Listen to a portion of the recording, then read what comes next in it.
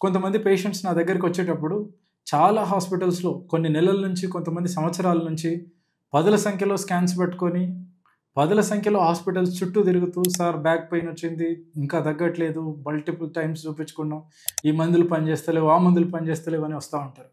ఇదొక వెర్షన్ అయితే, second version వచ్చేసి, "సార్ మాకిక్కడ స్కాన్ చేసాం. ఇక్కడ డిస్క్ ప్రాబ్లమ్ ఉందని చెప్పారు నడుములో.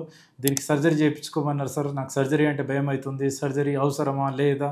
సార్ సర్జరీ చేస్తే ఎట్లా చేస్తారు సార్? మీరు సర్జరీ చేస్తారా సార్?" అట్లా వస్తూ ఉంటారు.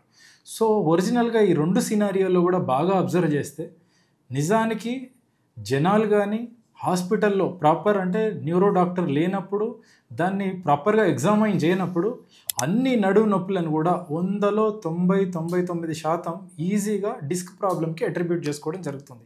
అంటే చాలామందికి ఒక రకమైన అపోహ వచ్చింది. ఏంటి అని అంటే, నడుము నొప్పి అంటే డిస్క్ ప్రాబ్లమ్. ఎంఆర్ఐ స్కాన్ చేపించు, డిస్క్ ప్రాబ్లమ్ కనిపించిందా సర్జరీ చేసుకో. సో, ఇది ఒక ప్యాటర్న్ అయిపోయింది. This is wrong. Absolutely wrong. Okay.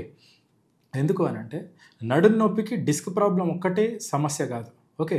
Disc problem జెన్యూన్‌గా ఉండి సర్జరీ చేయాల్సిన అవసరం నిజంగా ఉన్నప్పుడు 100% ఆ డిస్క్ ప్రాబ్లమ్‌కి సర్జరీ చేయడం ద్వారా 100% సొల్యూషన్ దొరుకుతుంది. లాంగ్ టర్మ్ పెయిన్ రిలీఫ్ ఉంటుంది. మళ్ళీ ఆ నొప్పి వచ్చే అవకాశం సుమారుగా ఉండదు. రైట్. ఇది కాకుండా మిగతా సినారియోస్‌లో వేరస్ మనకు ముందు పేషెంట్స్ వచ్చినప్పుడు మల్టిపుల్ హాస్పిటల్స్, మల్టిపుల్ స్కాన్స్ తిరుగుతూ మళ్ళీ మందులతో రిలీఫ్ లేదు అన్నప్పుడు ఏంటి అని అంటే, డిస్క్ ప్రాబ్లం ఒకటే కాదు, మిగతా ఇష్యూ ఏదో ఒకటి మిస్ అవుతున్నాం.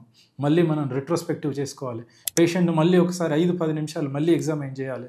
మిస్సింగ్ కాంపోనెంట్ ఎక్కడుంది అనేది గుర్తించాలి.